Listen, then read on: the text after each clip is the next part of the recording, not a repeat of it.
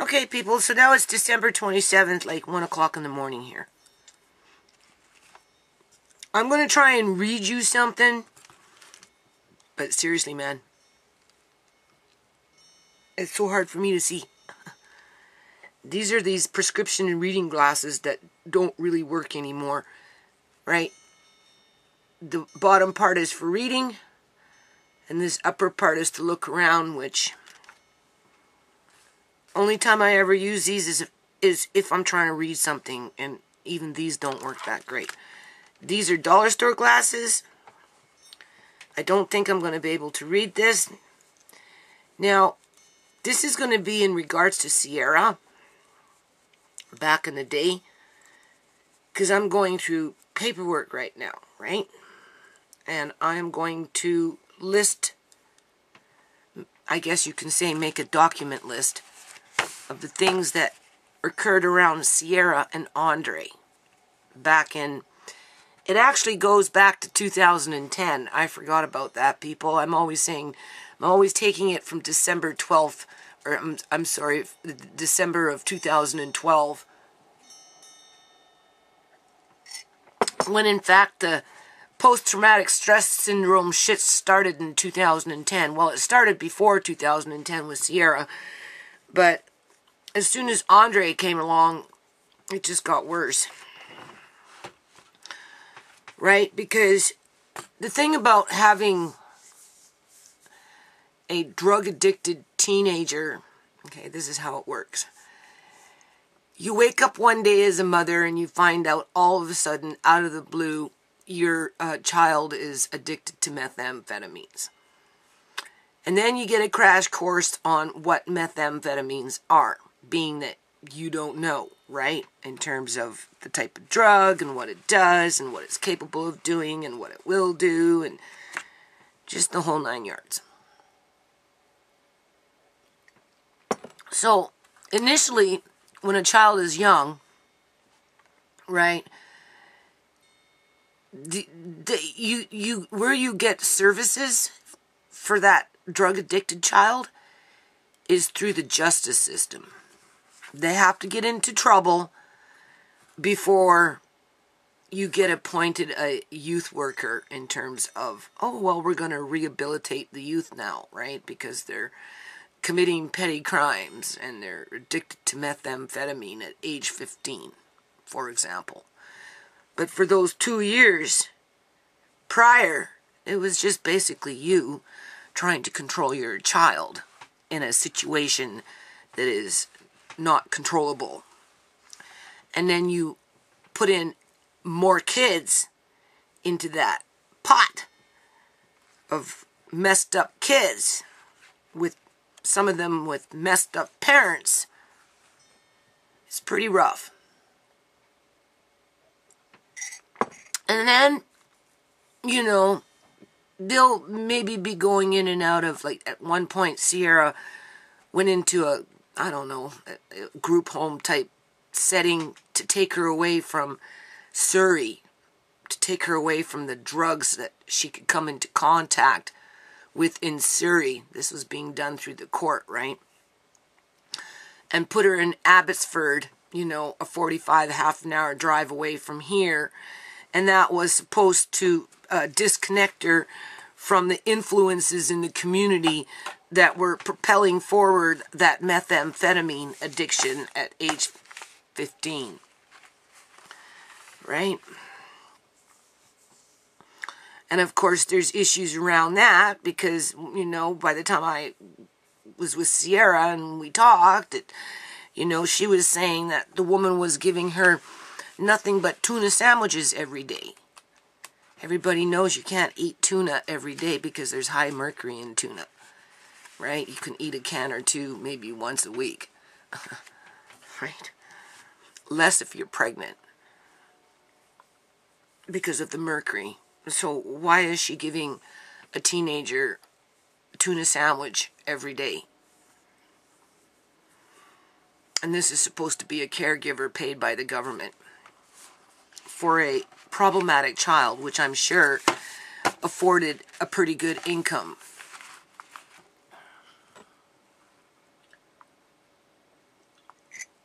And because Ciera didn't really get into a lot of trouble, right? She was more of a nuisance than she was actual trouble. That's not to say that some of the people that she was around in terms of who was living in the neighborhood and what was going on with that particular high-risk group of kids, right? Because there was like 20 of them, 30 of them. I used to chase them people down the road. I used to chase 10 kids at a time, chasing Ciera to try and get Ciera to break away from that group of kids that ultimately were being controlled by parents that were doing drugs with the kids. One of them was having sex with 14-year-olds, and his kids were like 12 and 13.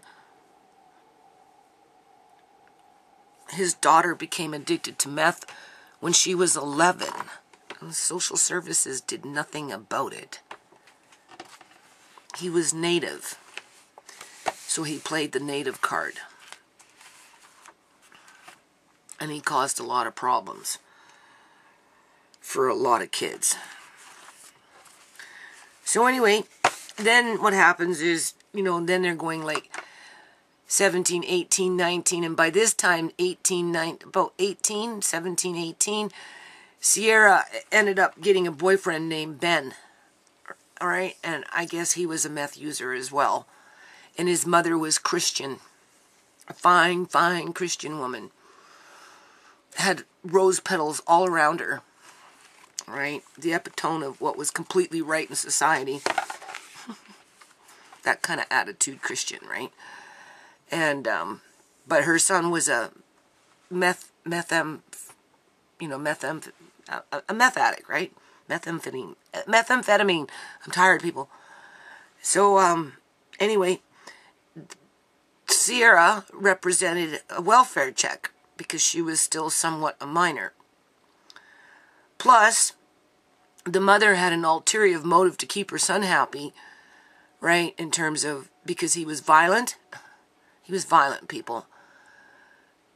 And he was living with her, but for some reason or another, they wanted Ciera to move in.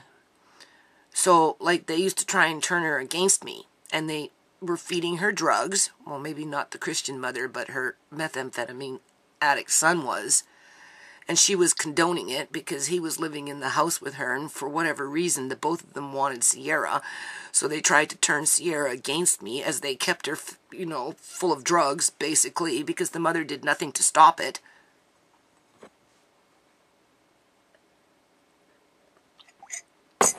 So because Ciera had gotten into a little bit of trouble when she was 15, running with those groups of kids that were being, pimped out by the parents, basically, people, right? One of the mothers had the kids running around out there robbing people's purses, bringing back the purses, and then taking out, or telling the kids to, grab the purse, take the credit cards, take the money, leave everything else behind, right?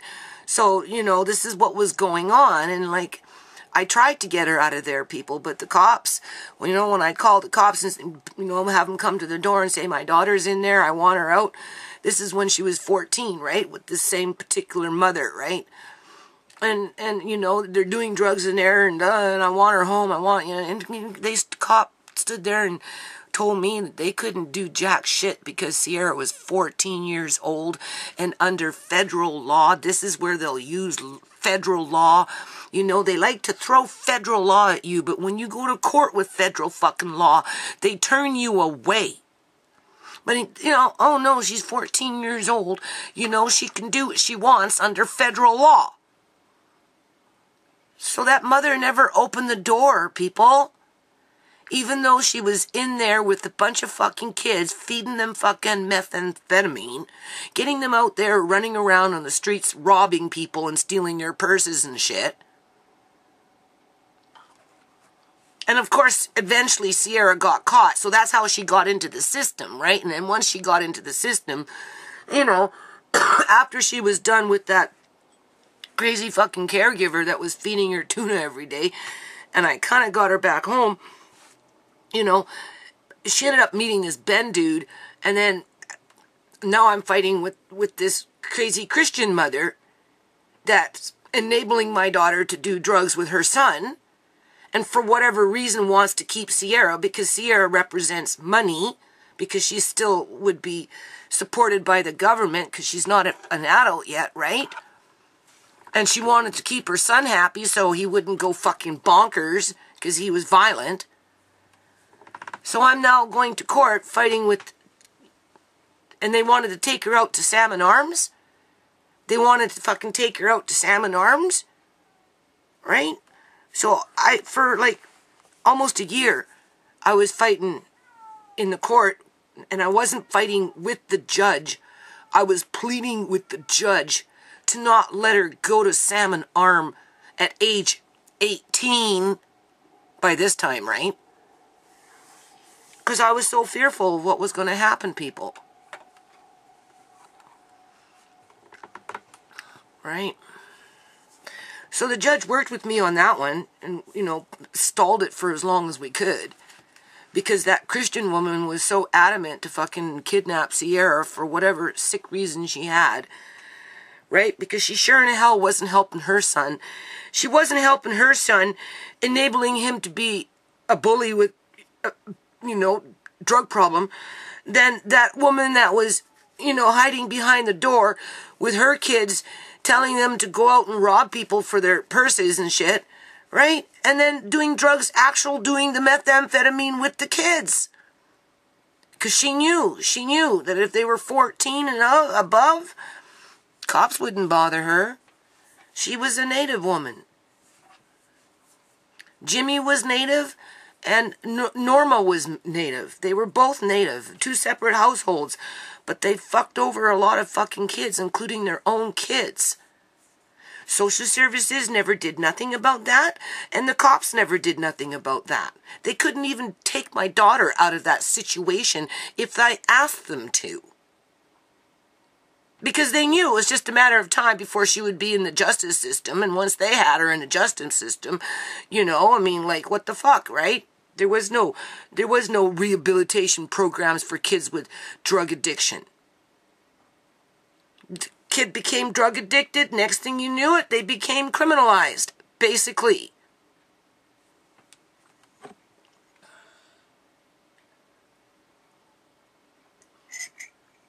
So eventually Ciera turned 19, went and lived with Ben because I couldn't prevent that from happening anymore, right? Because, you know, the judge was like, well, she is getting kind of like old now, right? You know, she is of adult age, and I don't think I can, you know, and so eventually we had to let go. And she did. She went to go live with Ben, and he beat the fucking shit out of her while that Christian mother did jack shit about it, right? Because he had some kind of, he got kicked in the head himself. I guess that was her excuse. He at some point had got kicked in his own fucking head, and apparently that's what screwed him up. When in fact it was probably the methamphetamine and bad parenting. And she allowed her son to beat my daughter to keep him happy. That's the only way I can explain it. So eventually Ciera wandered back. By this time now she's, you know, 19 and a half, 20 or whatever it is, right? Not a youth anymore, so there are no judges helping me to keep my daughter safe. Right, in terms of, don't let her go to Salmon Arm. This is what's going on. Right? I don't know. I don't know if I ever wrote that part down. I probably did somewhere, people. Because now I'm going into my old papers. Because, you know, I think a lot of what happened to Shimei is centered around the targeting of my family. Which did start in 1998, people. And, you know, I've, whether I'm commenting on my videos or whether I'm talking, I usually just kind of go to the default of 2012. When in fact, you know, the stuff around Ciera, okay, that's the history of Ciera, right, in terms of like being an adolescent and coming into contact with methamphetamine that almost immediately turned her into an addict. And by the time I figured it out, it was too fucking late. And then just a whole bunch of shit happened, and you heard that little part, right? So, as I'm going now through my papers, I'm finding them, and I'm remembering.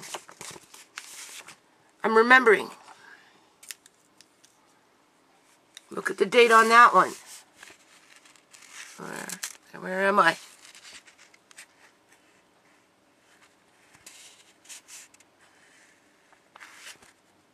All right. Because,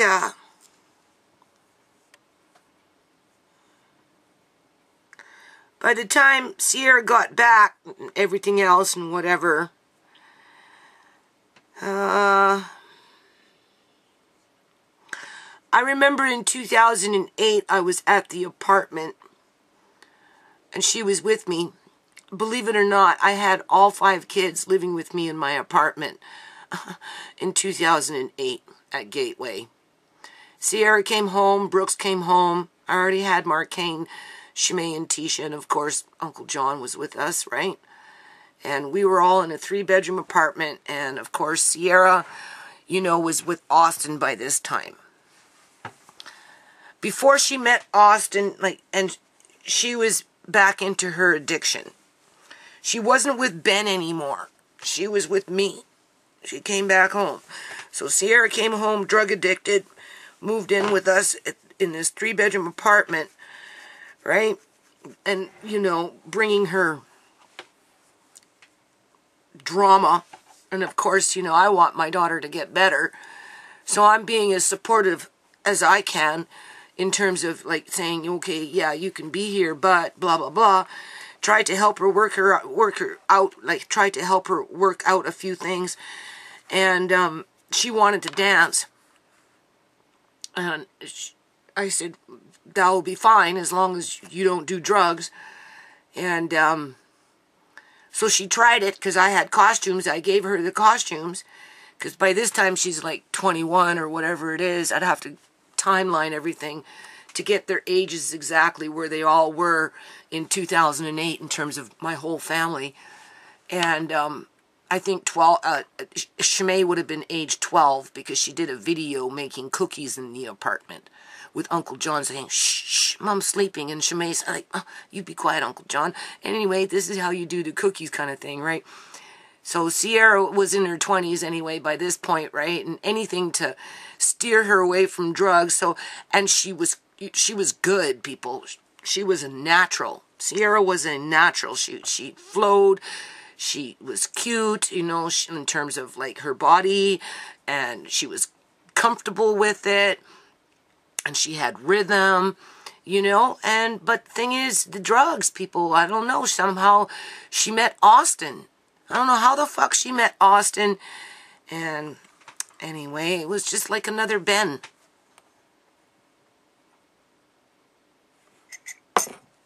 I'm not going to get into all that because I'll get into that as I read these things. So anyway, I just wanted to maybe read one. I don't think I'm going to read them all. That's a lot of reading. But I am definitely going to scan them. I'm not going to scan them tonight, but I'm going to start scanning them tomorrow. Remember when I said you can write 1,000 words? No, I'm sorry. 1,000,000 words. And it doesn't necessarily get you anywhere in life. Because there's always somebody there going to tell you it's not good enough. You didn't say enough. You didn't write it correctly. You didn't cross your I's. You didn't, cross your T's. You didn't, what do you call it? Dot your I's. Okay, this is all in relation to Ciera, okay? This is all in relation to Ciera. Like, I'm burned out, people. This is me fighting the government in 2010 and 13 for my grandson. Normally I take it to 2012 from the time she got evicted. She got evicted December 5th, and by, no, wait a minute. She got evicted December 10th. And by the 21st, or she got evicted December 11th. It was either December 10th or December 11th, and by the 21st of December of 2012, she was a junkie in terms of drug injection.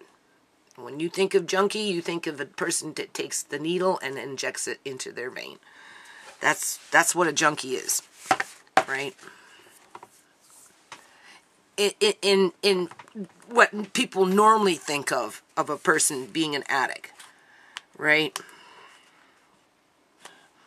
A person that sits there and just snorts cocaine all day long isn't necessarily considered a junkie. You have to be injecting the drugs to be a junkie. Well, that's what happened to Ciera on December 21st, within a 10-day period of being evicted from her home.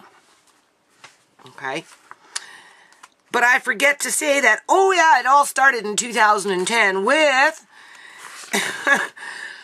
because there's history to that, right? It just didn't wake up one day and Ciera got kicked out, right?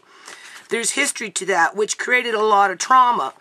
And this letter here, or notations, or whatever I was trying to do, was written December 11th of 2010. Okay? Because we were having problems with... I was having problems with Ciera and Austin, and with the social workers that were involved at that time, trying to get Austin and Ciera to move out into their own apartment with Andre, because by this time Andre would have been born. Andre was born in September, so Andre wasn't even, he was born September 27th, right? So this is December 11th, so September, October, November. He wasn't even 2.5 months old, people. And I was writing this letter in fear of my grandson's safety. It wasn't Ciera's safety that I was worried about. It was Andre's safety. And it wasn't that I was worried about Ciera not being able to handle Andre. Right? It was the fact of what was going on around Austin. And because Ciera had already been in an abusive relationship with Ben and his mother, and I don't understand these women that just attach themselves to these volatile, violent fucking... I mean, I've been beat, people. I know what it means to be beat by a man. But I didn't stick around too long. You know? Under a year. Right? I didn't fucking drag it out year after year after year. Like, you know, like women nowadays, I don't, or is it, I don't get it. So anyway, and they were like playing Ciera though, right? Because Ciera, Andre would have been 2.5 months old. Ciera was doing really well, was on methadone, but Austin was the problem, right? And it derailed her constantly. Now, at this time in December, you don't have to watch this video if you don't want to. That's fine with me. December 11th of 2010, who was living in the basement at this time was John and Joan. And you have to remember, you know, Auntie Joan had some serious mental health issues that, you know, we all... were trying to work around and not judge her, and, you know, versus judging her, we tried to support her as best as we could. You know, we looked after her. We did everything that you would for an Auntie Joan, right? You know what I mean? Your Auntie Joan and your Auntie Joan. So, and, you know, the kids were very palatable with her, but she had a lot of fucking issues. But besides that point, she liked to pick fights, right? It gave her empowerment with her failing health and this and everything else. So anyway, Ciera and, Joan and John were downstairs, right? That would be Auntie Shemay's room. Initially, it was Joan and John who moved into that room, right? after Ciera had the baby, before she had the baby, I let her stay up here. And then she had the baby, and after Ken moved out, because I rented out that room, right, the one that, you know, on that side, right? At first I rented it to a person that was completely homeless. Random, you need a place, fine, you got it. He lived with us for quite a while, and he thanked me. He thanked me for actually providing him a place to live for, you know, in other words, when he lived at my house, that was the longest time he was out of jail. And he thanked me for allowing him to have that experience. He had his issues too. So anyway, I had Ciera upstairs with Andre, all right? And I guess the two girls, Tisha and Shimei, were in Shimei's room, the bigger room. Ciera was in Uncle John's room, right? And then John and Joan were downstairs. And then it was Mark Kane. And then right across in the other room was Ken, the young man off the street. And then eventually Ken moved out. And Ciera went downstairs, right? And then, I don't know, Austin just attached himself to Ciera.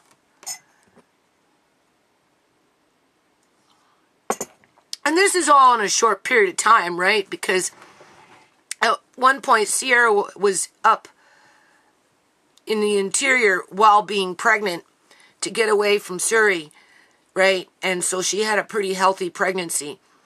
Once she decided to keep the baby, and I made her realize that, you know, this is it. You need to smarten up, right? She did pretty good. She did pretty good. And she went up and spent some time with some people up in the interior. I'm not exactly sure who they were. I just know I have pictures of her looking really good with her big belly, happy, content. And then she came out here, right, to have the baby, and I guess to be around Austin at that point. And so at first we decided to have her upstairs just so that I could be available to her to help her as she needed help. And plus Ken was living downstairs, so it wasn't like we could just kick out Ken. So eventually Ken moved on and Ciera went downstairs, and then that's when Austin moved in. Because he sure in the hell wasn't living upstairs. But as soon as Ciera went downstairs, it was, you know, the game was back on, right? And of course, now he's in a position of being a daddy. And of course, Ciera, you know, with that, what is it, a daddy, you know, baby daddy, oh, I love you, ooh, you know. Every woman goes through that at some point or another when they're pregnant. So, with Joan causing trouble, it was kind of a little frustrating for Ciera because Austin himself was an idiot. But because when I first found out that Ciera was pregnant, and at that time, she was still doing drugs, right? And I'm like, well, Ciera, you can't be doing drugs. And she was doing heroin by this time, right? The methamphetamine was for about 6 years, and this is how it worked out here. They flooded the streets and targeted the kids with methamphetamine right after Gordon Campbell with the BC Liberal government came into power. As soon as he came into power, Bill Clinton crossed over and had a fucking visit with him, some little conference in 2001. All of a sudden, the year after, you had all these drug-addicted kids addicted to meth. And nobody doing shit about it, saying they're 14 years old, they can do what they want. That was the basic federal message that was being fed to the parents at that time. Okay? And then meth was the big thing for 6 years. And then because everybody was so strung out on meth and going crazy, they brought in a downer, which was heroin, to replace the carnage that was created with the meth to mellow everybody out. They brought in heroin. So heroin now is the big problem, but they needed to start killing off the problem that they created in 2000, and so they brought in the fentanyl, which is now killing off the very kids that became addicted, like Ciera, at age 11, 12, 13.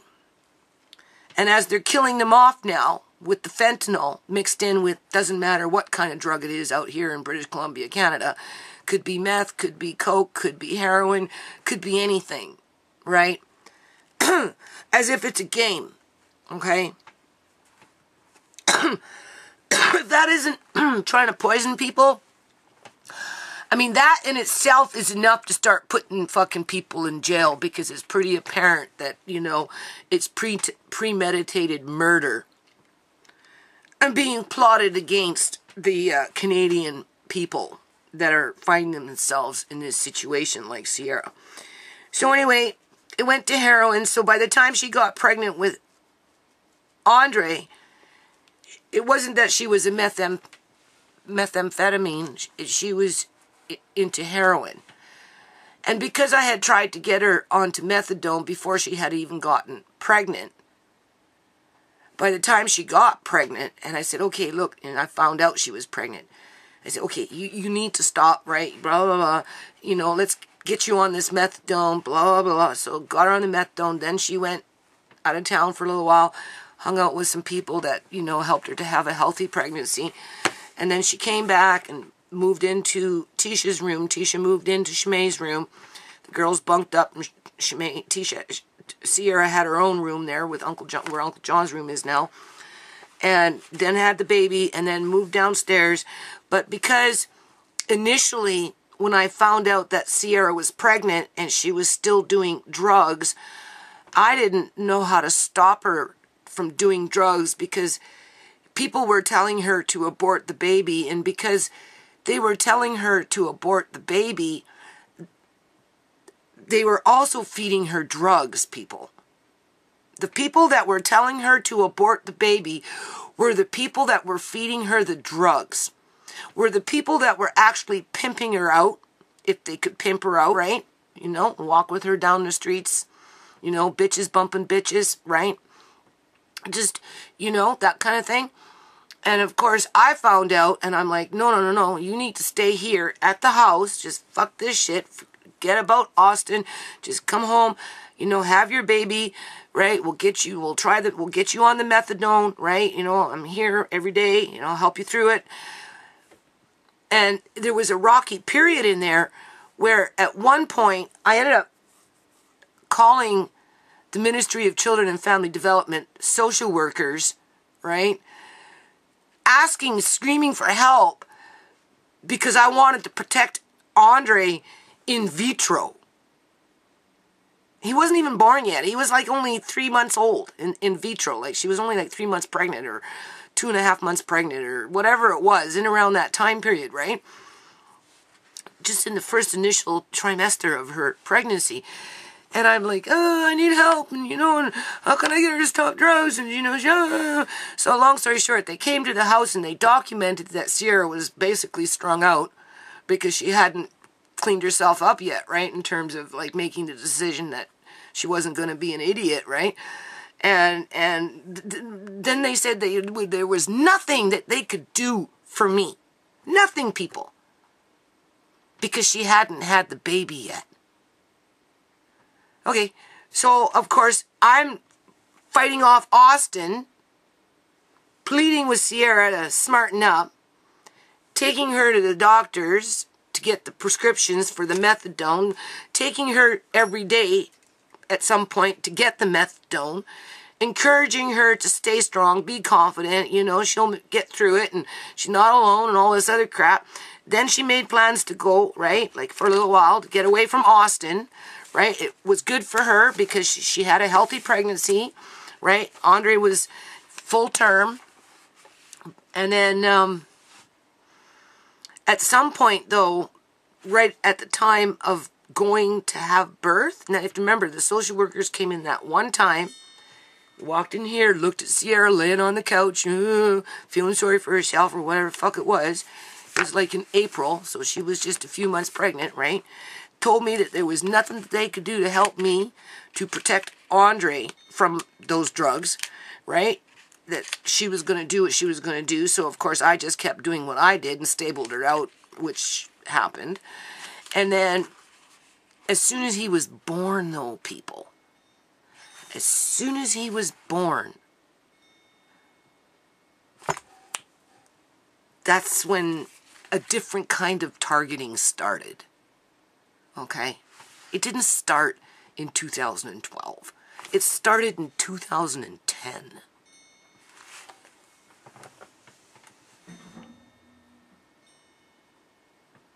Now, did you hear that? That's something outside. 1 o'clock in the morning.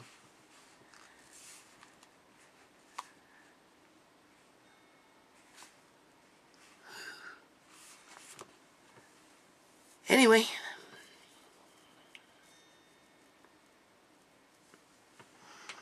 So I sent Ciera downstairs. Of course, that was an open invitation for Austin to come around more. Scratching at the window. Right? Doesn't that sound familiar? Scratching at Shimei's window. But Shimei's upstairs, in her own room, happy. She was fairly insulated from the bullshit that started on downstairs as soon as I moved Ciera downstairs, and Austin started worming his way back into Ciera's life as Joan was doing what Joan was doing. And my son, I don't know if he was in college by this time or not. Maybe. Because as soon as he finished high school, he went straight into college.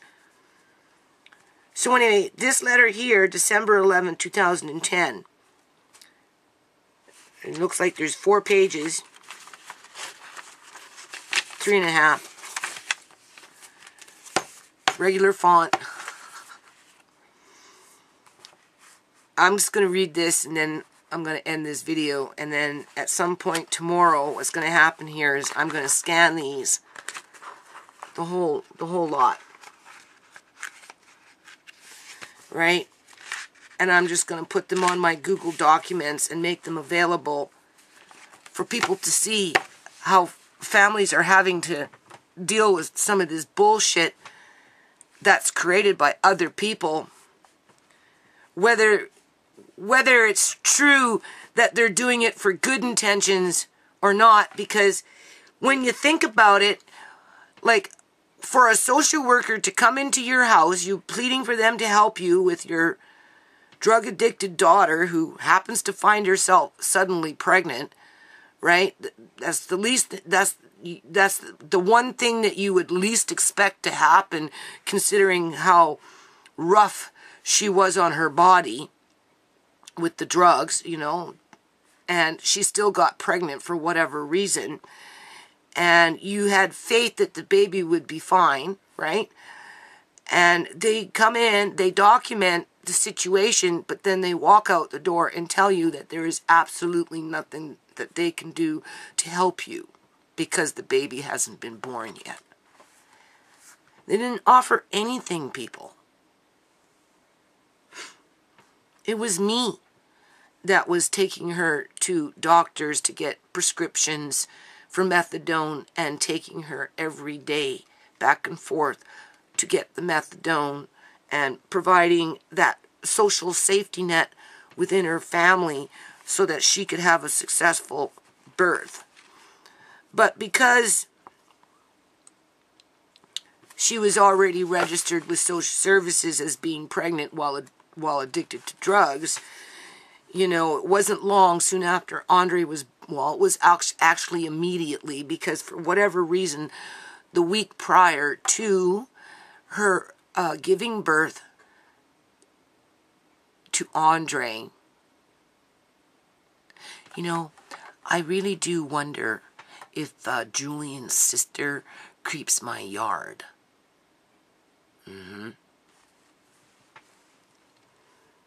I don't think Julian has time to be creeping my yard, but most definitely his sister.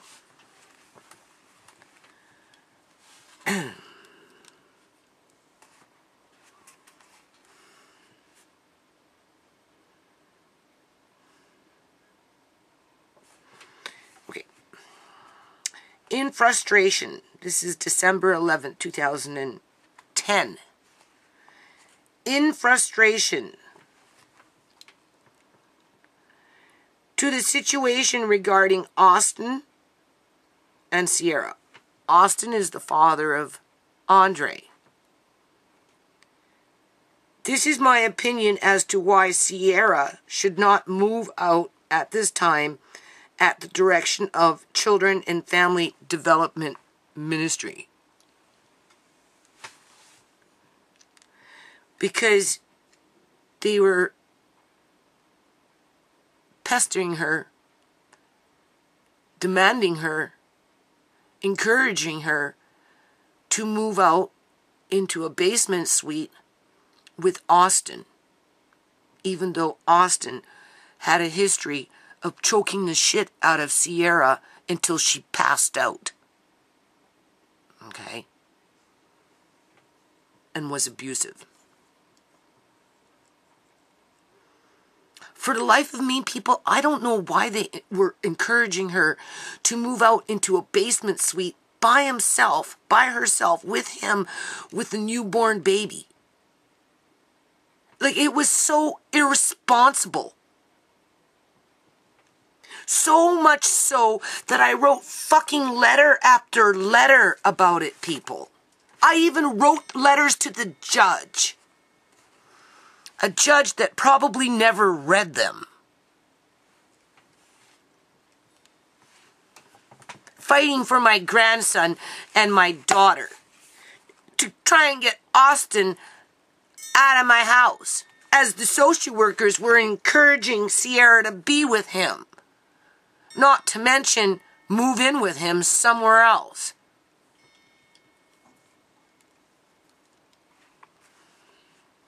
One, Ciera did drugs 4 days before giving birth. Right. Okay? I was talking about that, then I heard something moving around outside. For whatever reason, that week before Andre was actually born, apparently, Ciera did drugs. It says it right here. I didn't know, because she had been doing so good. But of course, Austin was pestering her, right? He wasn't allowed upstairs, right? Ken was still living in the bedroom down there, so Austin was basically kind of homeless, right? Because he couldn't move in upstairs into, Uncle John's room with Ciera there. It was the bedroom was just for Ciera and Andre after Andre was born. But anyway, I guess somehow, some way, I don't know, let's find out. Maybe I wrote it here, I don't know. It's been a long time since I've read these. Ciera did drugs 4 days before giving birth. And she told me it was because she wanted ministry help with Austin in terms of addressing his personal drug addiction issues and lack of sincerity when it related to spending money wisely for preparation of the baby. Okay, Ciera's upstairs, right, in the small bedroom over there, right? Baby's coming, so, she had her own room to prepare for the baby with baby clothes and, diapers and just everything baby, right? The only thing is, Austin's running around doing whatever Austin's doing, probably, Mickey Mouse and selling his drugs and, causing, and Austin was very problematic. Austin had a lot of problems. Caused a lot of trouble, people. But, he's going to be a daddy, so he's talking to Ciera saying, come move out with me, let's get our own place, blah, blah, blah. Same kind of situation with freaking Julian, with Shimei. So, the reason Ciera did the drugs is because she wanted attention from the ministry to make Austin smarten up. She was obviously complaining, right? That was her excuse. Outside of she wanted to do drugs. But that was her trigger. She thought that if she could do drugs right before the baby was born, they'd be more involved to hold Austin to account to be a better human being. Or at least protect her more from him. Because again, the man was abusive. I wasn't with them all the time, people. Just some, you hear things, you see once in a while things. You're not with them all the time. I wasn't with Shimei and Julian when Julian was threatening to kill Shimei. But I was with Shimei when Shimei would come upstairs and sit right there and tell me on more than one occasion that if something happened to her, he had something to do with it. And don't think I didn't tell her to kick him to the fucking curb and to never let him back into the house. Because I did. And because she didn't listen to me, it got her murdered. 2. Ciera told social worker I was the reason she did drugs 4 days before birth due to arguing. Although she told me something different when I asked her why. I did not know she had done drugs and was surprised to find out.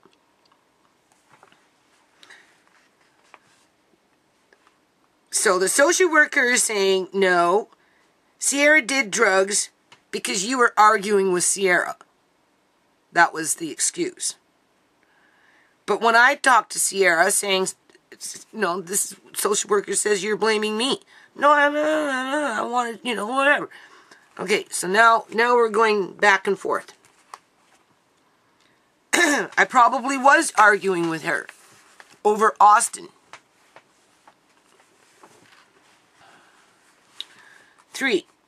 Austin has a tendency to expect Ciera to pay for everything, while he should pay for nothing, and therefore keep what money he has to do what he wants with. It frustrates Ciera and concerns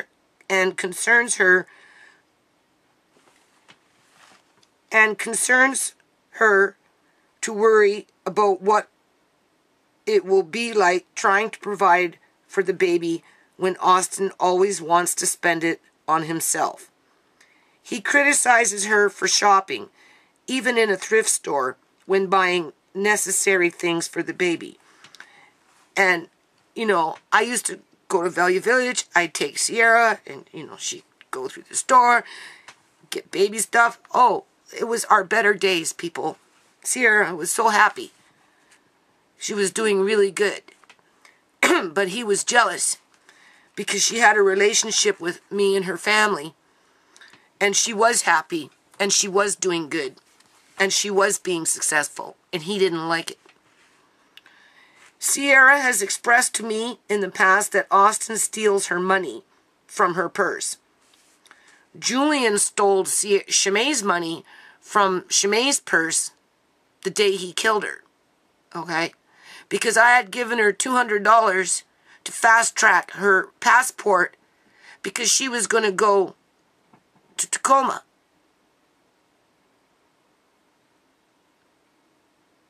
Right? If you paid a little extra money, you'd get your passport within 2 weeks versus 7 weeks. The day she died is the day she was going to go and have the people that were supposed to sign it on Tuesday. She was going to get them to sign it on Wednesday because they were working on Wednesday. They weren't they weren't available on Tuesday. One wasn't working on Tuesday. So she was going to get them, the 2 people, to sign on Wednesday. But she died on Wednesday. She never got a chance. She died 4 hours before she got to meet up with her friends to sign her passport so she could send it off to get the fast track within the 2 weeks to go see her dad. And then from there, she was going to make decisions as to whether she was going to continue on with college out here or maybe just stay in Tacoma for a while with her dad and maybe re-register and start over there because he was willing to pay for it, people.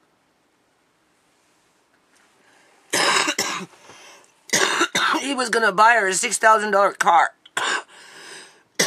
so she could go to school. So whether she went to school in the States or whether she went to school out here, it didn't matter.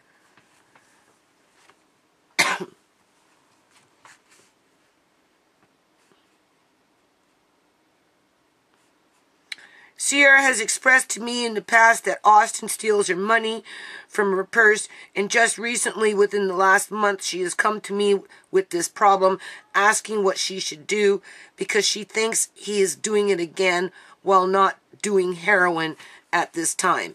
My advice was to keep track of her money by writing down dollar amounts that are in her purse to determine whether any goes missing between spending it. 5. Being an experienced mother, I have tried to explain what Austin may be going through in terms of a condition called attachment disorder. Sorry, Andre. I spelled Andre's name wrong here.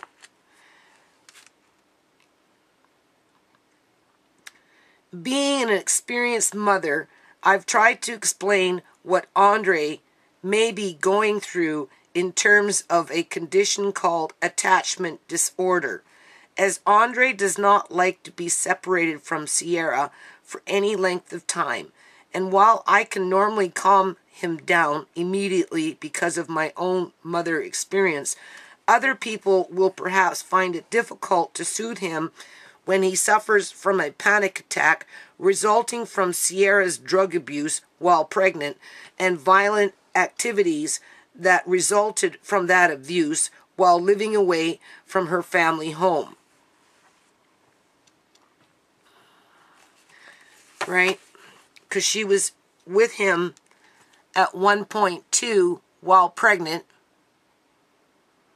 and they were in a recovery house of some kind.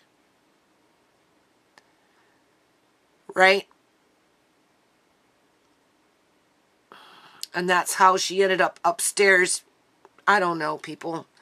I'd have to really sit down and crunch the dates, right? Because now that I'm thinking about it, I do remember she lived in a recovery house with him while with somewhat of a belly. For a short period of time, like for a month or a month and a half or something like that, right? And maybe that's how she ended up back home. Maybe that's how she ended up back home, because like I said, at one point she did go out of town for a while, and then I guess she came back and she went with Austin, and he was in a recovery house, and then it wasn't working out. He was being whatever he was doing and just whatever, and then that's when I said, okay, fine, you can have the room upstairs, but Austin can't move in. And by this time, in December, Andre was already born, because he was born in September 27th, where this was written December 11th. So he was just a newborn, right? The reason mentioned is given to attachment disorder is because Ciera at this time is under the impression that neither Shimei or myself will look after Andre, because I have told her Shimei will not be allowed to do childcare at Ciera's new place if she continues to choose to move out at this time. The social worker, the parent worker, whatever workers, mainly one or two, right? They were insisting that Ciera move out with Andre at 2.5 months old into some environment with Austin. And of course, Ciera didn't want to do that, but she was being egged on by Austin, and she was being egged on by these workers through this nonprofit group or whatever it is that's paid for by the government to do this stuff, right? She wanted her sister, Shimei, to be around and to help her out.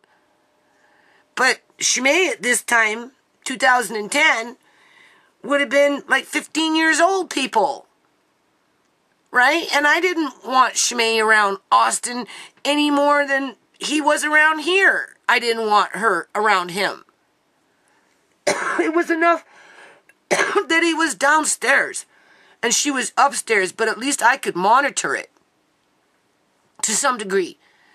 Fucking have her go off to miles away and be caught up in the drama of Austin and Ciera with a newborn and nobody else around to help her at age 15. Like, that was irresponsible on my part to allow that shit to happen. So I'm like, no, you're not going to go babysit. Which puts my grandson at risk. This is what the social workers were doing, people. They were fucking with our feelings, man. They brought so much fear into the house by trying to manipulate the lives of the people that they thought that they could control through simply saying, you have to do this in order before we can close the file. You have to go out and go live on your own with this abusive man with a newborn baby, even though we know that you did drugs to get attention, right? The week that he was born, right? Just before we can close the file, people. They didn't give her a choice. They gave her an ultimatum. Well, it wasn't even an ultimatum. They told her she had to do it in order for them to close the file.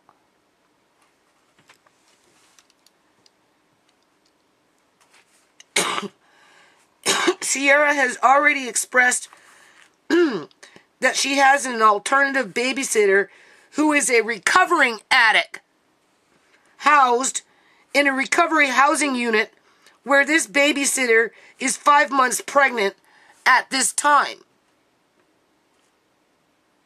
The social workers were comfortable with that. Oh, I guess because they just wanted her out of my house, people. And then they pitted Ciera against me. You'll hear it. Maybe not on this one, but there's lots. Ciera is totally disregarding my advice and directions to put her full focus on Andre and his emotional needs, and to be prepared to pay extra attention to him for the next several years because of my own mistake made by not knowing about or understanding what an attachment disorder is like for small children, and in Andre's case, panic attacks too.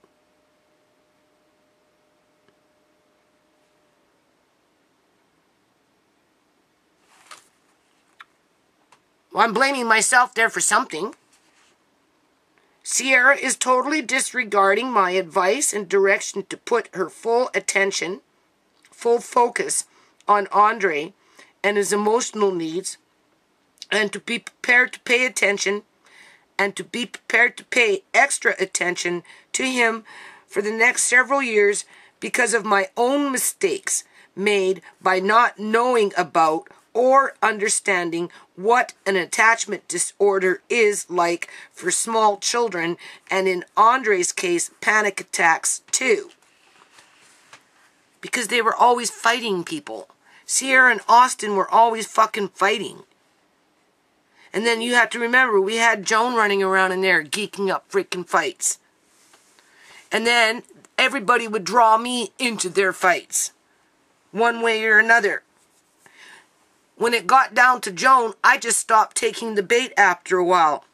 I just closed my fucking curtains, locked my fucking door, and I wouldn't go downstairs for nothing. I didn't care who was arguing or what.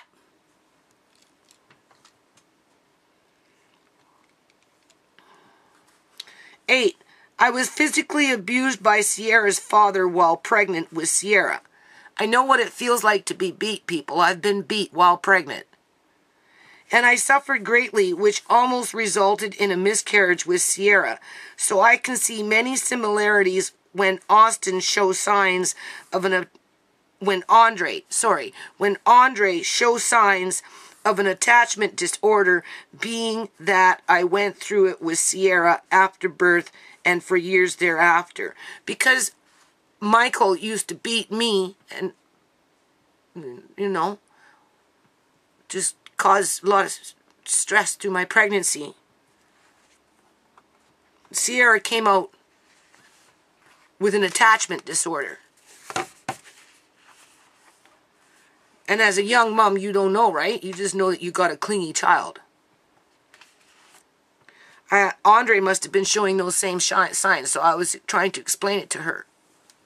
Right?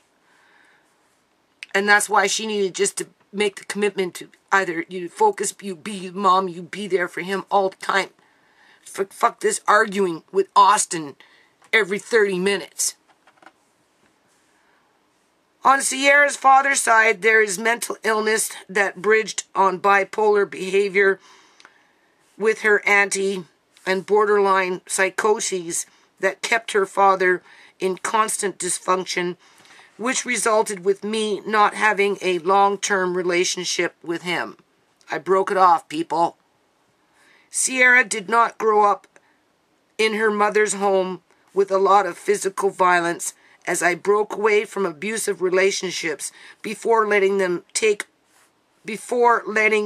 overtake my children's lives in a bad way. This is what I was mentioning with Tommy. My children didn't grow up with game people. I didn't have men in my life, right, to, I didn't have no, I was just like the way I work now, I worked like that then, people. I didn't go out a lot, right? I didn't have men in my house, right? I didn't argue a lot, right? I wasn't physically abused, right?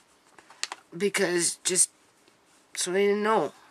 They didn't know how to defend themselves against abusive men because they weren't raised around abusive men. But for whatever fucking reason, they attached themselves to abusive men. Hold on a minute. God, it's going 3 o'clock in the morning here. Anyway, I'm going to finish this one, and I'm going to upload this. And then tomorrow what's going to happen here is I'm going to just scan these, I guess. I'm going to scan everything here, right? Even this, people, I'm going to scan. Okay, this is all in regards to Andre. Because when you're a targeted family, it's like a house of cards. Just think of it like that. Okay? So I'm on to the next page here.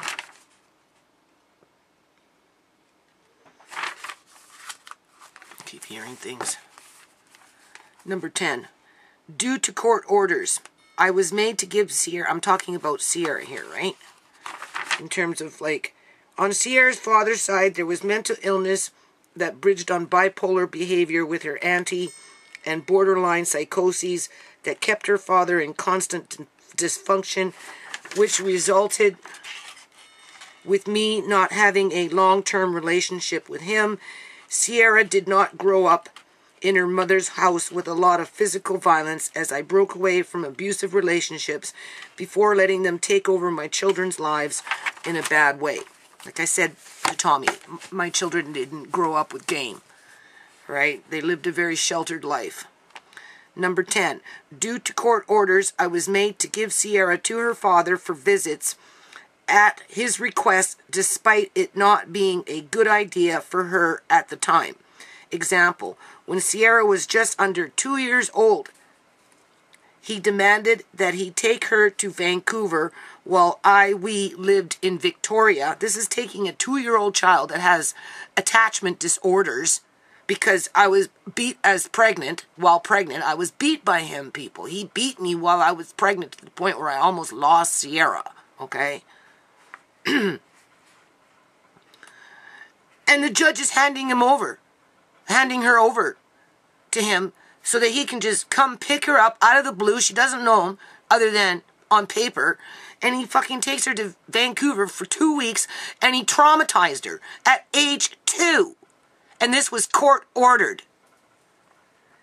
And have Ciera for 2 weeks to do as he pleased with. Her father was hostile towards me, but had parental right, despite never paying child support. In fact, her father was awarded an ICBC claim in the amount of over $100,000. Plus, he won a $10,000 scratch and win But when it finally went through the courts, I myself only received $3,500 by the time she was going on age 5. So that's how much child support he paid in 5 years, was $3,500, after he had $110,000. The last time Ciera seen her father under my care was when she was 8 years old, as he demanded to take her for a week because he pulled that parent card on me, right? I'm the parent. I want her for the week. The judge says it. There's a court order. Right? Consequently, he proceeded to frighten Ciera with his abusive behavior towards his girlfriend, who at that time was a street prostitute for him. And he did this by taking a knife, and he violently encouraged the woman to kill herself with it, and Ciera had not seen her father since then, as far as I'm aware of. In other words, after that 2-week little stint, and she witnessed that shit, when he brought her back, I was in the back, I was pregnant with Shimei, right, working in the garden, and he came to the back, and he told me to take Ciera, you know, and he threw her clothes onto the ground and walked away. And that's when she told me, after she was home, what he was doing with that other woman, with Ciera witnessing it. At age 8 years old, people. Because some judge said he was allowed to have her for a week, and he decided to pull that fucking card on me. 12. It's important to know that I will never know what happened to Ciera while in his care at barely age 2.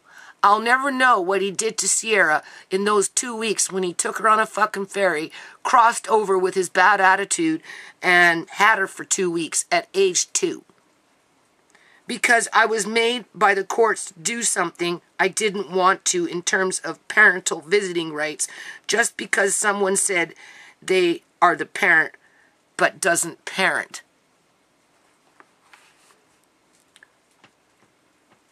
I am making myself coffee. Hold on a minute. Okay, let's get on with this.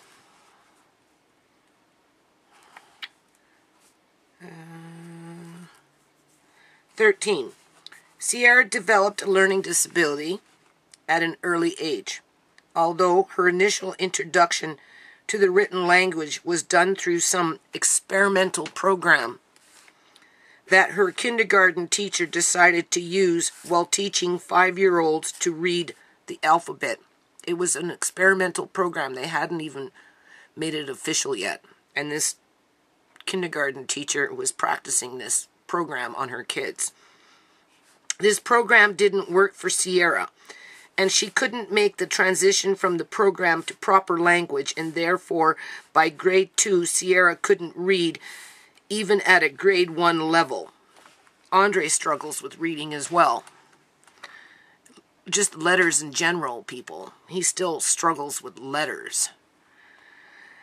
As her first reading program remained in her head and obstructed her ability to distinguish and or even understand ABCs. Andre is starting to understand that words can be put together like a picture, like art, right? It's just that he can't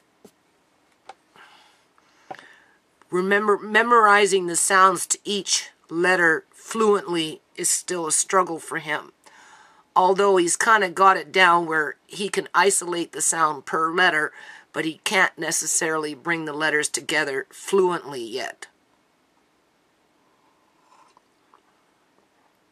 Whereas Ciera at that time couldn't even put the sound to the letter because of that experimental program that teacher used with her at that time in kindergarten, and therefore, because of that, she never did learn to read. 14. I brought Ciera home for homeschooling ending by grade 2 after it was determined that the school committee gave me no other choice outside of putting Ciera on the drug Ritalin at an early age without any guarantees that she would be successful in school. They gave me an ultimatum, people. They said, you either put her on drugs or take her out of school in grade 2. Okay? Because she wasn't performing the way they wanted her to perform because of that initial kindergarten program that she started with the alphabet on. And I couldn't justify putting Ciera on drugs, and I said no, so I pulled her out. She was the first one to come home, people.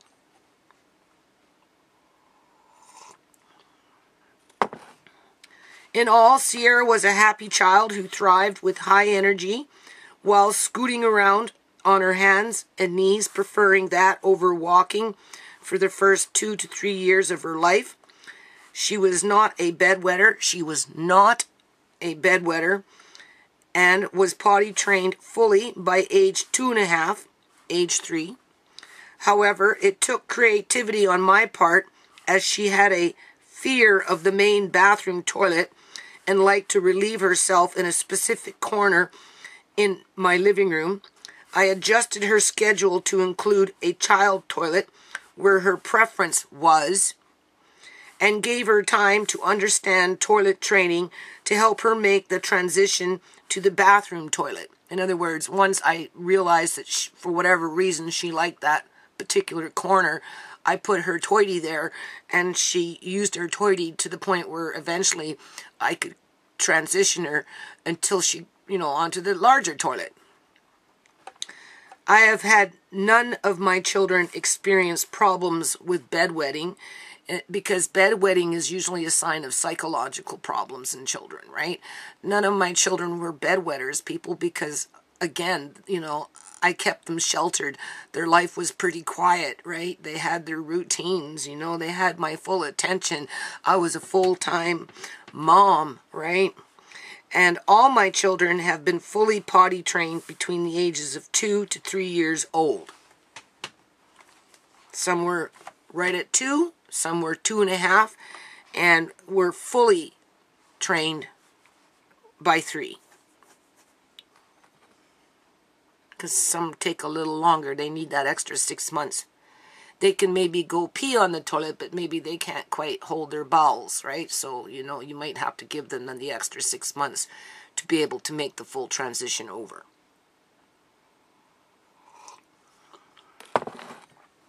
The reason Ciera went back into the school system when she did at grade 5, after being homeschooled, was because my younger son, who was homeschooled for the first 2.5 years of his education, wanted to try it.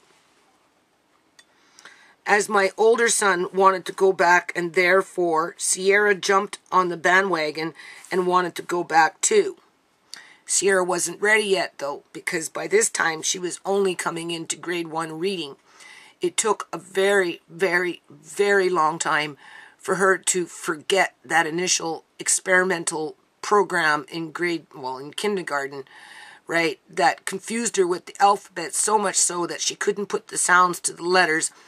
By the time she wanted to go back, which would have put her in grade 5, she was just coming into reading with grade 1 with the actual phonics. And because everybody, wanted to go to school, and she's like, I want to go. I don't know. I felt, why not, right? She's on the path to reading, right? At least she's on the path versus when I got her. It was a mistake, people. I should have kept her home for a couple of more years and just focused on that phonics with her. Let her grow into it, right? Let her build her confidence, because it's not what we planned that happened. If anything, it was the beginning of a terrible life. Because it was through that, by me sending her to school,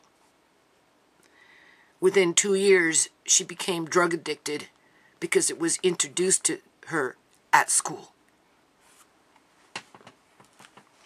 Whereas if she would have been home, 2 years at home, continuing on the program that I had her on, she may have not been reading at a grade 7 level, but she definitely would have been reading at a grade maybe anywhere between a 2 to a 5. And once you get to a 5, a 4 or 5, you know, you can kind of go through life and not have to be so dependent on people to read everything for you, right?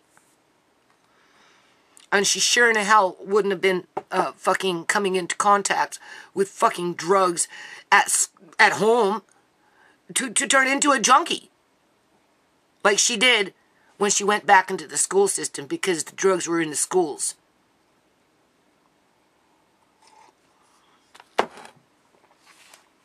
However, it was a mistake on my part because it was not what she or I had in mind, but instead she was forced into a special resource room outside of her regular school district, which means that they separated her from her brothers,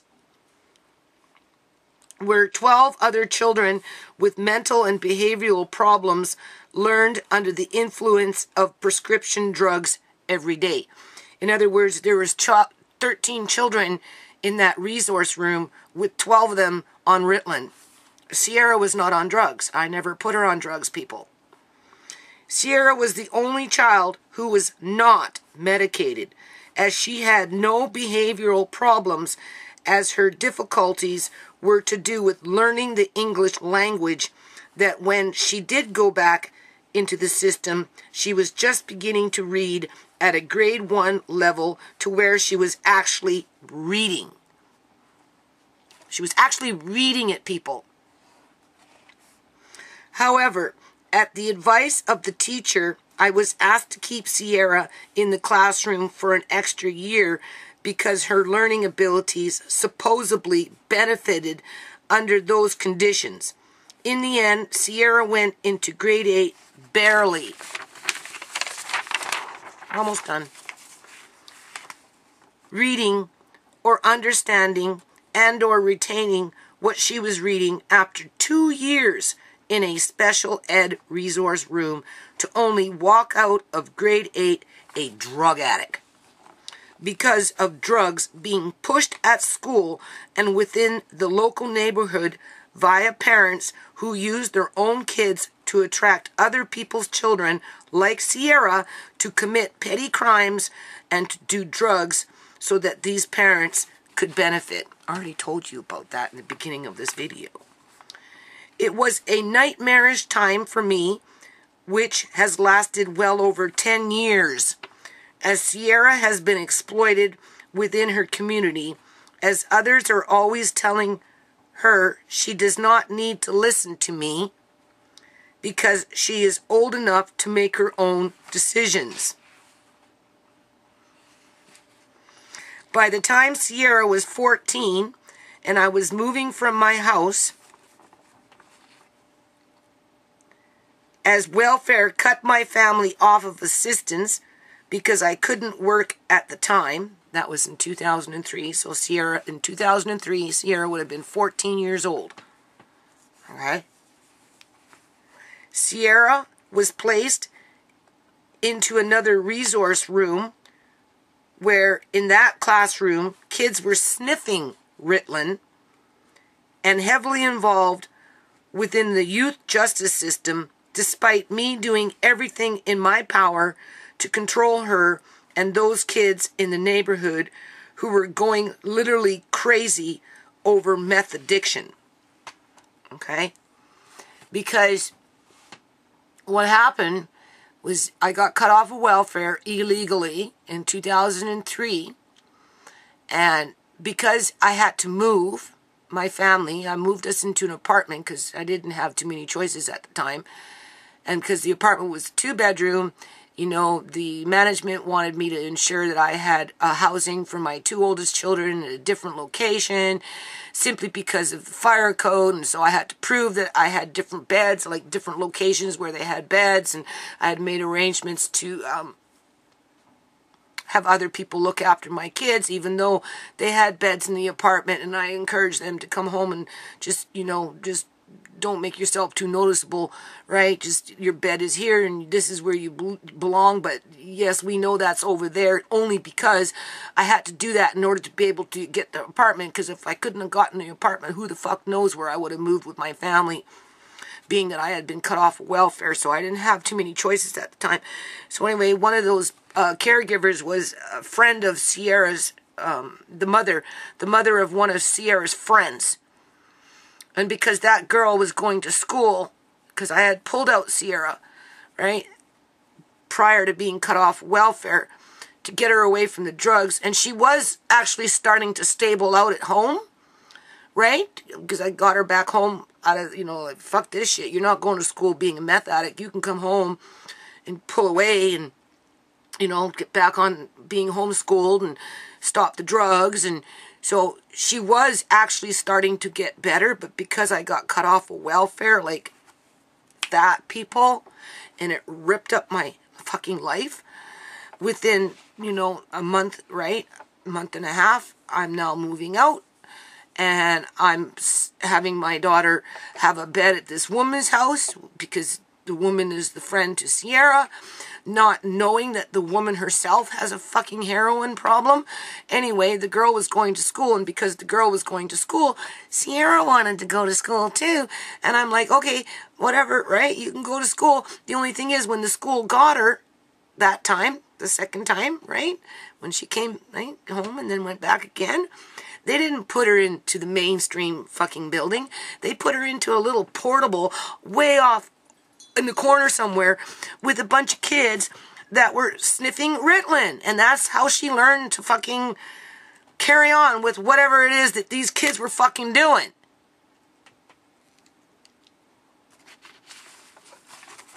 As that woman is trying to, like, turn Ciera against me because she wasn't satisfied with the little bit of money that I was giving her just so that Ciera could have a fucking bed there.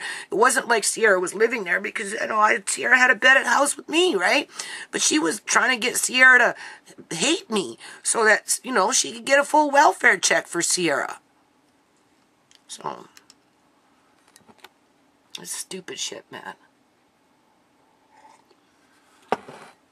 And of course, if you feed them drugs, it's easier to manipulate the kids now, isn't it?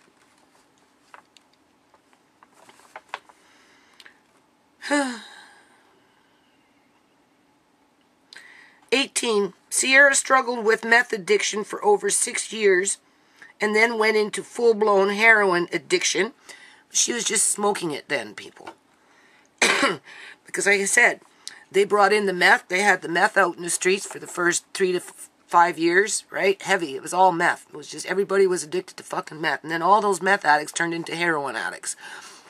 I could never really figure that one out. There was so many people addicted to fucking meth. And then I think it's because so many were going fucking bonkers with it, they had to bring in a mellow drug to mellow out the fucking meth heads. Some of them made the transition, the majority of them made the transition to fucking heroin, and some of them still remain to this day as hardcore fucking meth addicts. I know, because I had the little house, right?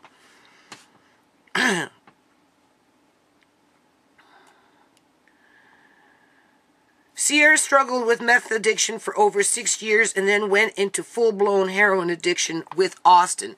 So it was Austin who introduced the heroin, but it was already in the community. Because now it's nothing but heroin that's been replaced with fentanyl. But yet, she will tell you it was her that got him addicted to drugs, despite he himself using meth prior to meeting Ciera. Well, that's, people don't like to take responsibility for their own behavior, right? I mean, if the guy was using meth, and then went on to heroin, hooked up with Ciera, and next thing you know, Ciera's doing heroin. He was what you call a popcorn pimp. Anyone with any game knows what a popcorn pimp is.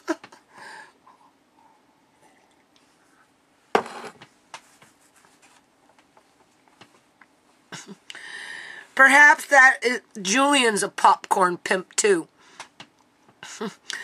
Perhaps that is part of Ciera's problem, as she has been made to feel guilty for Austin's drug addiction, when in fact he was already an addict when he met her, but he just didn't like to admit it openly and would prefer to blame Ciera for his choices.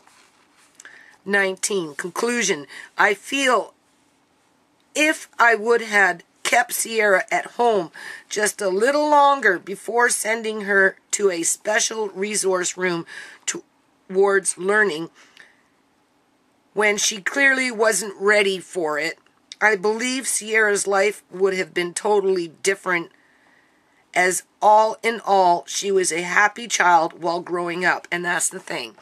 You ask my remaining children, even Ciera, all right, on a good day, if they were happy when they were little, and they will all tell you that was the best of their life. They were very, very, very happy children.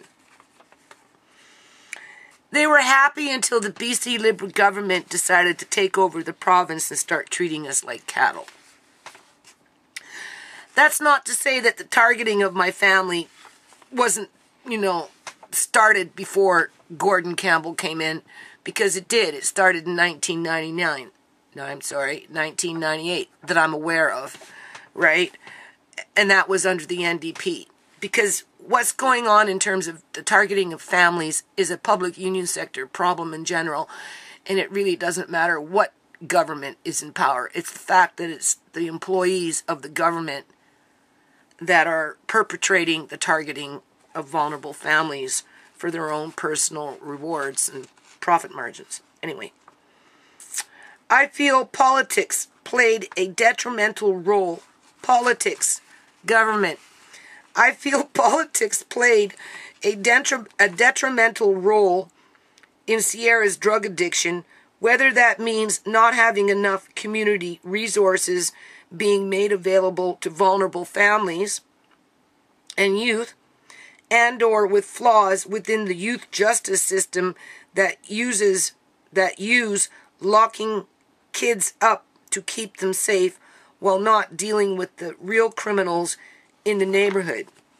What is the point of sending Ciera off as punishment to Abbotsford to eat tuna every day to try and curb the robbing of purses at the direction of an adult that was actually providing the drugs to the kids, but the adult themselves are not being charged and going to jail? Okay?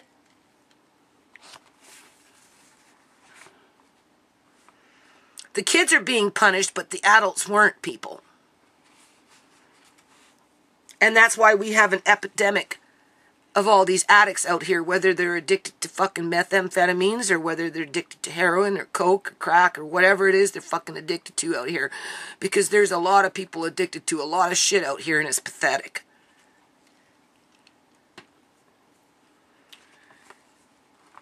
Ciera, this is number 20. Ciera has been exploited. Ciera has been an exploited victim most of her teen and young adult life. And with this, it has left her vulnerable to further exploitation from those people in the community who do not have her and or Andre's best interest at heart. Like,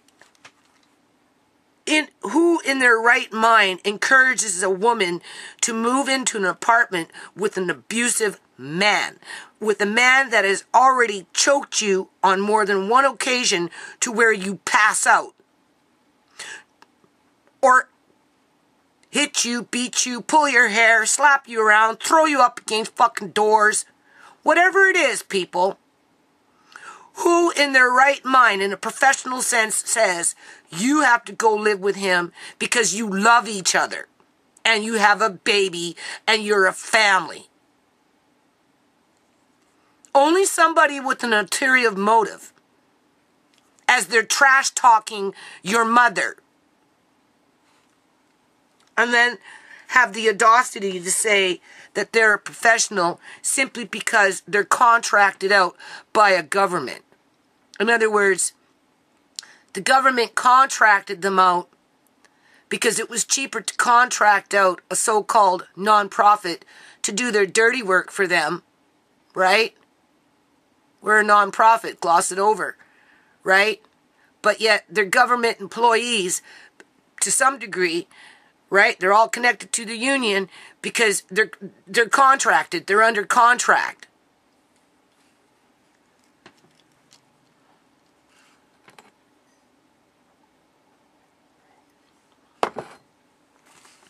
"21. Ciera has only just begun to heal from emotional traumas and the physical abuse that drug addiction has placed on her. And the more she separates from her core family members who love her, the easier it is for bad people to manipulate and take her for advantage. I have seen this time after time, and I have fought for Ciera on so many occasions one cannot even count anymore. Banging on the door, let my daughter out, call the fucking cops, get my daughter out of that fucking house. No, we can't, Miss Chorney, because your daughter's 14 years old. She can do what she wants. The federal law says she's old enough to make her own decisions. But don't worry, we'll arrest her as soon as we catch her stealing enough wallets, because then we can redirect her to the court system, and then from the court system, that caregiver can get $3,000 as she feeds Ciera tuna, so that when, you decide you want to put her into the school system, we'll just put her in some place where we know all the kids are doing drugs, as an example to Ciera, right? So that it becomes normal for her, so that we can continue on with the process in terms of criminalizing the victims, as we continue to feed them dope and do nothing about the dope in the community in terms of getting rid of it.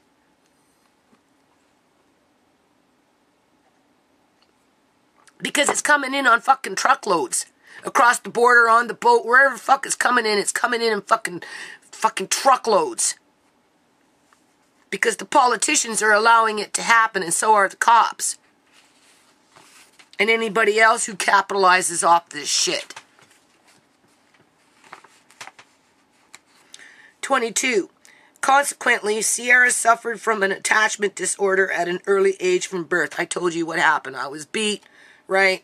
Court made me hand over Ciera at age 2, right? Then he came back when she was 8 and traumatized her again, right? And was miseducated from an early age that made her initial learning disability more pronounced. They created the initial learning disability with their funky experimental program to introduce the English language to children. Kind of like this shit that they're doing with this transgender shit with these trannies reading these books to children in libraries, right? And trying to normalize nudity and insanity and perversity. While at the same time, as she grew and became a teenager, I, as a single parent, couldn't control the overpowering and negative influences in the neighborhood, who only inspired to control and ultimately destroy my daughter through the introduction of hardcore drugs and their petty crimes. Ciera has been running away from her problems for years, but yet still expects for her family to bend over backwards for her when it suits her needs. But she is unwilling to compromise when it becomes our needs to help keep her safe and or on the true road to recovery, away from drugs and how it has affected her, or how her abusive behavior because of that has affected us. She will try to say she was never around for 10 years, but that is a lie, lost in a sea of drug abuse, mental illness, learning disability, and other people always trying to steer her away from home.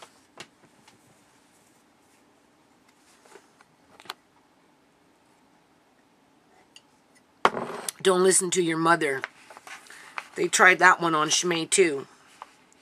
23. The reason I will not let Shimei babysit Andre at Ciera's new place is because it is not fair to Shimei to have to worry about what Ciera is or is not doing when it relates to her abilities to look after the baby properly.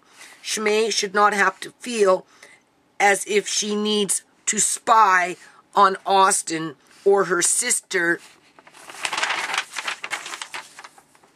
for the benefit of the baby's safety, when that responsibility should be Ciera's to keep the baby safe in the first place. You have to remember, I was battling with these so-called fucking professional workers, right, fighting to keep Ciera home with the baby, preferably have Austin the fuck out of my house, right?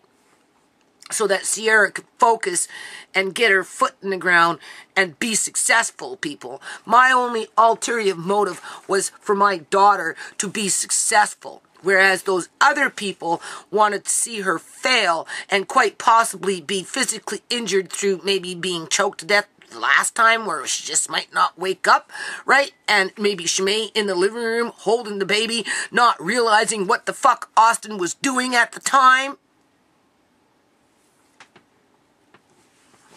Shimei didn't need to be in that position. Wasn't her responsibility at age 15. It was enough that she was here, helping out with the baby under my supervision. These people wanted to fucking I don't know. Anyway, we're almost done. 24. Considering past history, myself and everyone else, including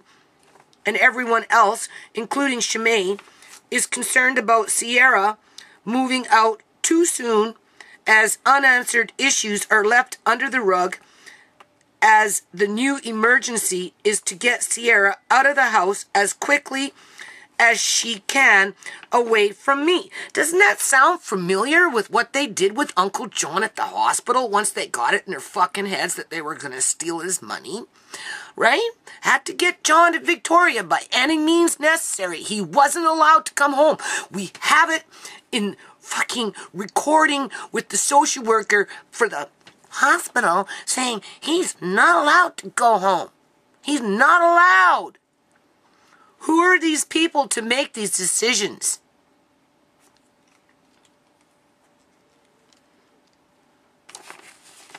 They made it like it wasn't an emergency that she'd get out of the house because of what? Because I was fighting to protect her, people? Fighting to protect my grandson? Trying to insulate Shimei from being put in the middle of fucking bullshit so that social workers could play more fucking games? Yet, she has recently admitted she is concerned about leaving the baby alone with Austin. When I had a chance to get her to open up, this is Ciera, and admitted that there were still problems, and especially being that reoccurring concerns crop up around animal abuse, whether meaning domestic as in cats or wildlife as in raccoons. I swear, people, that man kidnapped, snatched up, grabbed Mickey, you know Mickey the gardener cat, and he put her in a fucking box and left her there for about 3 days and did nothing but piss on her and chopped up her fur and chopped her skin, so that by the time 3 days went by, she showed up at the house half dead, laying on the ground, all pissy, with her hair all fucking chopped up, and her skin, you can tell, somebody was chopping on her. He did that, people, because was arguing to get him out of the house. Was arguing to keep Ciera home. He didn't like that. He wanted her to go get an apartment for him, just like Julian. Same fucking scenario.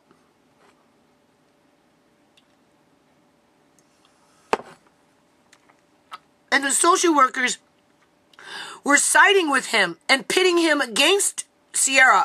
And just, it was a nightmare. So much so that I wrote it down.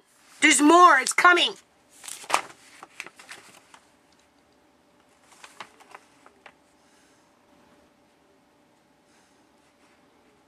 Therefore, number 25, Shimei will not be allowed to help Ciera outside of Shimei's family home. So there you go. I put my fucking foot down and said, no! Don't you, it's enough that you're manipulating one daughter. You don't need to draw in my other daughter and get her involved with your fucking funky shit. And if Ciera wants to continue to twist things up and be in denial as to what she feels she has no responsibility towards, then there is nothing I can do other than prepare for the day when something may go wrong, as Ciera is now convinced she is going to prove everyone wrong, that she will not do drugs and everything will be just fine. In other words, I'm going to go move out with my abusive boyfriend who's obviously a drug addict, right? And I've got a handle on my life, even though I can't fucking control it. But I'm going to show everybody how wrong you are, Mom. Because they were all pitting her against me. All those social workers or youth, whatever, family workers, the family workers were pitting Ciera against me. Because they wanted Ciera to move in a basement suite with an abusive man and have Shimei babysit and witness it. Hence, I tell her she has nothing to prove, but rather to just build on her skills. But in terms of social services, she seems to think so, as she doesn't care what I have to say anymore than when she was 13 to 14 years old being introduced to drugs for life. Same shit. Alright? These people, they come into your lives, they influence your kids, right? They fucking pit one against the other, right? You know, they're masters of deception, right? They obviously put people at risk. It doesn't matter if it's small children or fucking vulnerable young people, right? For an ulterior motive, people. I mean, what? The only thing that, in a nutshell, I got one more paragraph and that's it. The only sentence. The only thing in a nutshell that I can say is the only reason that they were pushing so hard to get Ciera to go into this basement with Austin, completely separated from her family, even though, right, she was under kind of in a bad situation, and then using Shimei as a means to kind of spot check and be a witness to the violence as it erupted, was to have the excuse to go in there and take the baby out and put the baby immediately into foster care. But because Ciera was living at home, it was hard for them to come in here and take the baby out because I'm responsible. Right? That's the only thing that I can think of. They were hastening the fact so that within a month or two or whatever, they would have had an opportunity to go in there and completely remove Andre from the basement of where Austin and Ciera were living by themselves, with Shimei coming over doing daycare, getting all stressed out at age 15 over nonsense of what she could find or be witness to at that time, so that social workers can go in there and remove Andre and immediately put him into foster care. They wouldn't have gave him to me, right? Because there was already a rift going on. The rift was there because I was fighting to protect my grandson and my daughter, so they turned it into a fucking rift.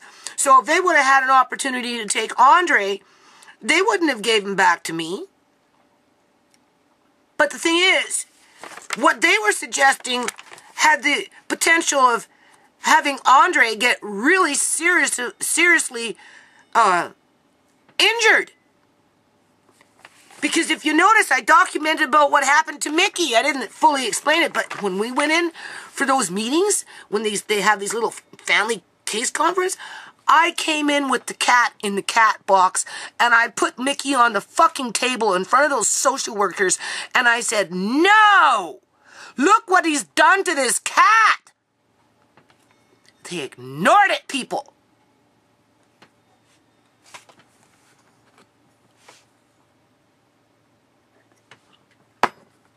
They ignored it. They could have fucking dealt with that shit right then and there, and they completely fucking ignored it and tried to say it sound like, oh, well, no, they're in love. they're in love. I'm like, they're in love. Yeah, okay, they're in love. They're not in love.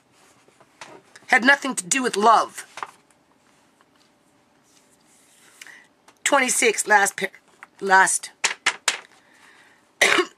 Children and family development has not helped my family, and in my opinion, has put Andre at risk because Ciera's maturity and emotional level still needs to heal from all those drugs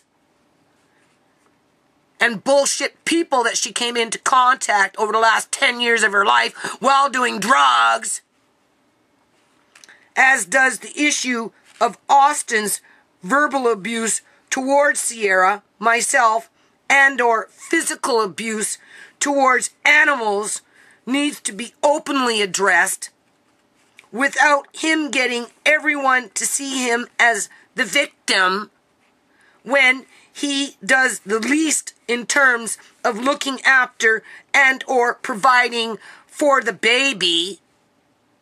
From Austin's perspective, he gets what he wants. He gets to isolate Ciera away from her family. But once again, but only this time, the government freely supports his antics because of a helpless baby.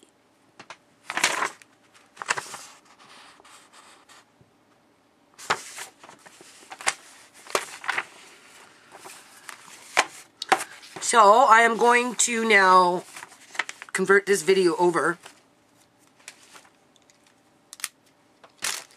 And then tomorrow, or the next day or so, I'm going to start, this right here.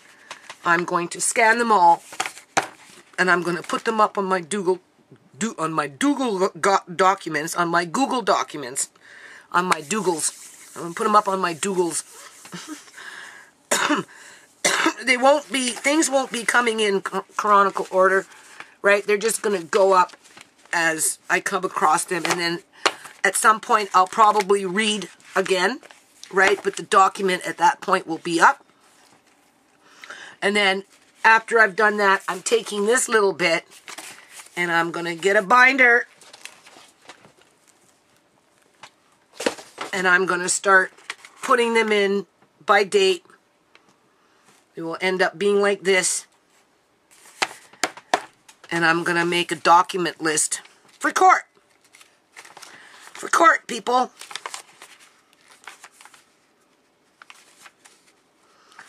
Right?